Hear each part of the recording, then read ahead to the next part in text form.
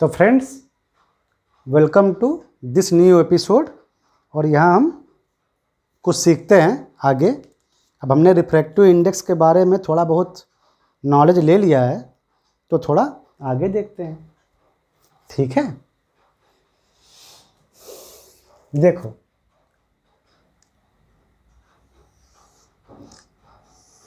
ये मान लो एक ग्लास का एक ब्लॉक है। ठीक है, ये एक ग्लास का एक ब्लॉक है। ये ग्लास है, इधर एयर है और इधर दूसरा एक बॉक्स है, इसमें वाटर भरा है। ये जो मतलब कह सकते हो कि वाटर के ऊपर एक ग्लास रखा हुआ है। वाटर के ऊपर ग्लास रखोगे हो सकता है डूब जाए, हैं? तो क्या करते हैं कि यहाँ पर ग्लास कर देते हैं, वहाँ पर वाटर कर देते हैं। ये ग्लास, यहाँ लिख देते हैं ग्लास, और ये वाटर को भर देते हैं ऐसे। मतलब ग्लास नीचे है, वाटर ऊपर है ऐसे। और इसको थोड़ा पतला कर देते हैं यार, बहुत मोटा दिख रहा है। ये ग्लास, वो एयर है, यहाँ भी एयर है। चलो, एयर का रिफ्रैक्टिव इंडेक्स आपको पता है लगभग 1, या करेक्ट कह दो तो 1.00097। वाटर का refractive index with respect to air 1.33, और विद रिस्पेक्ट टू वैक्यूम, चूँकि नियरली 1 ले रहे हैं ना एयर का, और ये ग्लास का 1.42। देखो, अच्छा यहाँ से एक रे ऐसे यहाँ पर गिरी,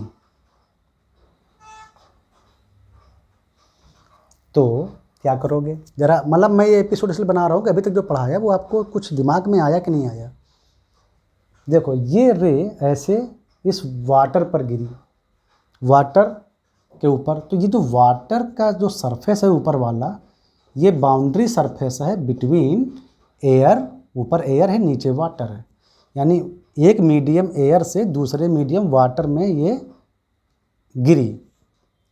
जब ये इस पॉइंट पर आएगी तो इसी पॉइंट पर वो बेंड होगी। अब चाहे जिस डायरेक्शन में हो, तो पहले हम क्या करेंगे, पहले हम नॉर्मल, यहाँ से एक नॉर्मल लाइन लेंगे।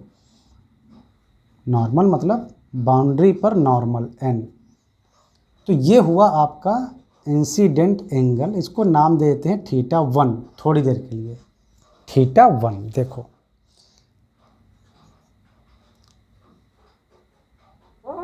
दिखे आपको ठीक ठाक, थोड़ा चमड़ा बना देते हैं ऐसे, θ1 इतना एंगल।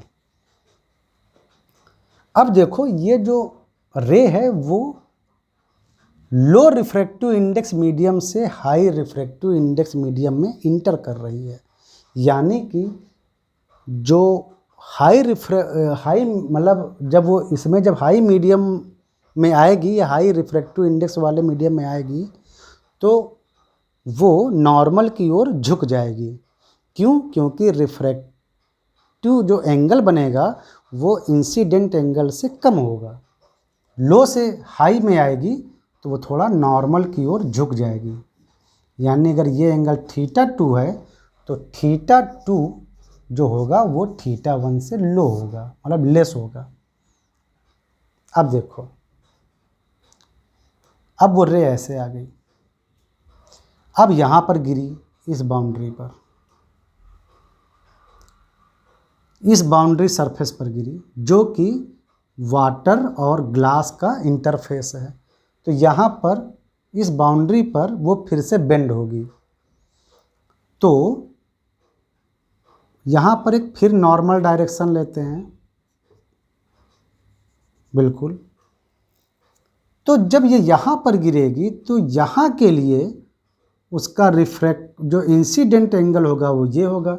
भाई, अब रे इस वाटर में तो सीधी आएगी, क्योंकि सिंगल मीडियम में रे बेंड नहीं होती है। जब ये रे इस ग्लास और वाटर के बाउंड्री पर गिरेगी ना, तो जब ये गिर रही है तो यहाँ पर ये एंगल इंसिडेंट एंगल होगा। ध्यान से देखो तो ये यही इसके ही इक्वल है, θ2 के इक्वल ये एंगल। ध्यान से अगर देखो तो जितना ये एंगल है उतना ये भी एंगल बनेगा, लेकिन इन दोनों मीडियम के लिए ये एंगल अब इंसिडेंट एंगल है। लेकिन अब रे वाटर से ग्लास में आ रही है। वाटर का रिफ्रैक्टिव इंडेक्स 1.33, ग्लास का 1.42, यानी अब फिर जो रे है वो लो इंडेक्स मीडियम से हाई रिफ्रैक्टिव इंडेक्स मीडियम में आ रही है। यानी अब भी जो वो और ज़्यादा अभी और वो नॉर्मल की ओर झुकेगी, या कह लो बेंड हो जाएगी, तो और बेंड हो गई नॉर्मल की ओर। जहाँ अगर ये एंगल जो रिफ्रैक्टिव एंगल है, एंगल हमेशा नॉर्मल से नापते हैं, तो ये जैसे ये यन था तो ये भी नॉर्मल है, तो ये अगर एंगल θ3 है रिफ्रैक्टिव एंगल, तो θ3 छोटा होगा θ2 से, क्योंकि वाटर का जो रिफ्रैक्टिव इंडेक्स है वो लेस है, ग्लास का ज़्यादा है। अब देखो, अब वो जब इस ग्लास के अंदर तो वो सीधी जाएगी एकदम और जाकर इस इंटरफेस पर आ गई, इस बाउंड्री पर। ये बाउंड्री जो है वो ग्लास और एयर की बाउंड्री है, ग्लास और एयर की बाउंड्री है। इसका भी एक नॉर्मल होगा यहाँ पर, नॉर्मल मतलब एक नॉर्मल डायरेक्शन लेते हैं n, तो ये एंगल भी क्या होगा, वही θ3 ही होगा। लेकिन अब ये एंगल इस रे के लिए इंसिडेंट एंगल है, ये नॉर्मल है। लेकिन अब की बार ये जो रे है वो ग्लास से आ रही है और एयर मीडियम में जा रही है, लेकिन एयर का रिफ्रैक्टिव इंडेक्स तो बहुत कम है, ग्लास का बहुत ज़्यादा है। तो अब की बार रे हाई इंडेक्स मीडियम से लो इंडेक्स मीडियम में जा रही है, तो वो नॉर्मल से दूर भागेगी, ऐसे, इस तरफ नहीं। पहले ही बता चुके हैं पहले कॉन्सेप्ट की, इस ओर वो नॉर्मल को क्रॉस नहीं करती है, वो नॉर्मल से दूर भाग गई।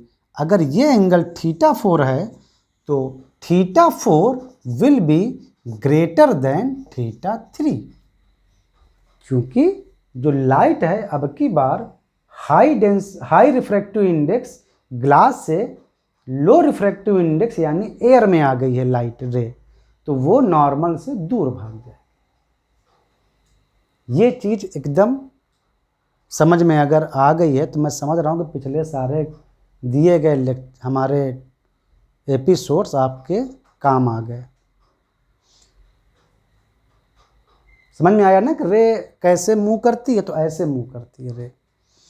अब अगर आपको इंसिडेंट पॉइंट कौन कौन से मिले, एक ये मिला पॉइंट, एक ये मिला पॉइंट और एक ये मिला पॉइंट, 3 इंसिडेंट पॉइंट मिले हैं। आप तीनों इंसिडेंट पॉइंट पर स्नेल लॉ लगा सकते हैं। ये तो आप कॉमन सेंस से समझ गए। अब अगर आपको स्नेल लॉ लगाना है तो ये मीडियम एयर था, पहले हम इस पॉइंट को लेते हैं, इस पॉइंट को मानते हैं P1, इस पॉइंट को लेते हैं हम P2 और इस पॉइंट को लेते हैं हम P3। तो पहले P1 पॉइंट पर देखो, P1 इंसिडेंट पॉइंट पर जहाँ पर जो बाउंड्री सरफेस है वो एयर और वाटर को अलग कर रहा है, तो स्नेल लॉ लगाएंगे। तो पहले मीडियम का यानी एयर का रिफ्रैक्टिव इंडेक्स μ, उसका इंसिडेंट एंगल θ1 है और उसका आप साइन लेंगे, और ये इक्वल होगा दूसरा मीडियम दूसरी तरफ का, तो एयर से वाटर में जा रही है तो μw वाटर, और वो फिर जब निकल रही है तो नॉर्मल से कितना एंगल बना रही है, θ2, यानी कि दूसरे मीडियम का जब वो जाती है तो उसका एंगल ऑफ रिफ्रैक्शन, तो साइन θ2। ये देखो, ये P1 पॉइंट पर स्नेल लॉ हो गया। अब हम आते हैं P2 पॉइंट पर,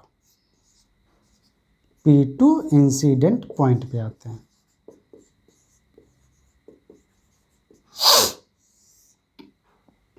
P2 इंसिडेंट पॉइंट पर देखते हैं तो जो हमारी रे है अब वाटर से ग्लास में घुस रही है, वाटर से ग्लास में जा रही है। तो पहले वाटर की बात करते हैं, वाटर मीडियम की। देखो P2 जो है ये वाटर से आ रही है और ग्लास में जा रही है। तो वाटर टू ग्लास, तो पहले हम वाटर की बात करते हैं। तो वाटर का रिफ्रैक्टिव इंडेक्स म्यू डब्ल्यू, ये सब वैक्यूम के रिस्पेक्ट में लिए गए हैं रिफ्रैक्टिव इंडेक्स, मतलब absolute value.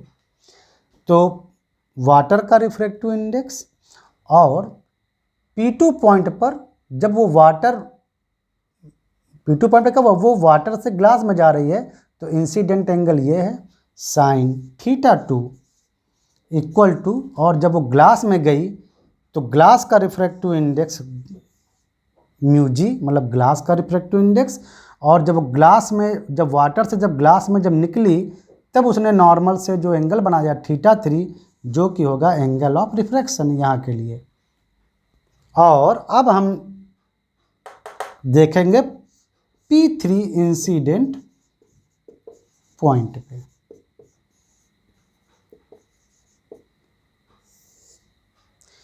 P3 incident point पर हम क्या देख रहे हैं कि जो हमारी रे है अब वो ग्लास से एयर में जा रही है, वो ग्लास से एयर में जा रही है।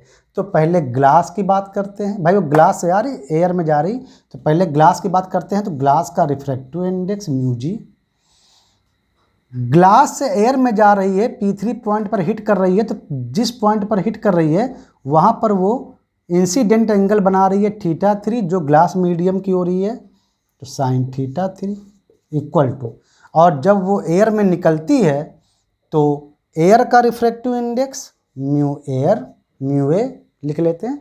और फिर वो जब निकलते टाइम नॉर्मल से जो एंगल बना रही है वो इस समय होगा उसका रिफ्रैक्टिव एंगल, तो साइन थीटा 4। ये लो, ये हमको तीनों रिलेशन तीनों पॉइंट पर मिल गए।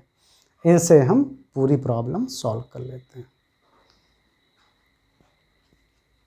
समझ में आया? आई होप आपको ये बहुत अच्छे से समझ में आ गया। ये एंगल छोटे होंगे कि बड़े होंगे, हम लोग अपने कॉमन सेंस वही ने लॉ जो पढ़ा है उस पर हम पहले से ही डिसाइड कर लेते हैं थोड़ा सा, कि जब रे लो इंडेक्स मीडियम से हाई इंडेक्स मीडियम में जाती है तो वो रे जब बेंड होती है तो नॉर्मल की ओर बेंड होती है। हाई में जाएगी तो रिफ्रैक्टिव एंगल कम होता जाएगा, यानी वो नॉर्मल की ओर बेंड हो जाएगी। जैसे देखो जब एयर से वाटर में आई तो लो रिफ्रैक्टिव इंडेक्स से हाई रिफ्रैक्टिव इंडेक्स में जब गई रे तो वो इस नॉर्मल की ओर झुक गई, मतलब ये एंगल ज़्यादा ये एंगल कम। और जब रे हाई इंडेक्स मीडियम से लो इंडेक्स मीडियम में गई, जैसे इस ग्लास से इस एयर में गई, ग्लास में थी फिर एयर में गई, तो फिर वो नॉर्मल से और दूर भागेगी, क्योंकि यहाँ पर angle of refraction angle of incidence से ज़्यादा होना चाहिए, यानी थीटा 4 जो है वो थीटा 3 से ज़्यादा होना चाहिए। तो ये रूल याद रखना। तो आई होप कि आपने बहुत अच्छे से इस पूरे कॉन्सेप्ट को समझ लिया है। अगर आपने ये पूरा कॉन्सेप्ट जो हमने बताया समझ लिया है तो ये मानिए कि आप 90% आप प्रॉब्लम अभी से सॉल्व कर सकते हैं, अगर वो रिफ्रैक्टिव इंडेक्स पर बेस्ड है, मतलब कि रिफ्रैक्शन पर बेस्ड है। ठीक है, चलो मिलते हैं नेक्स्ट एपिसोड में। इसको आप अच्छे से समझ गए हैं ना जो भी हमने बताया? ठीक है, तो मिलते हैं नेक्स्ट एपिसोड में। तब तक के लिए बाय बाय।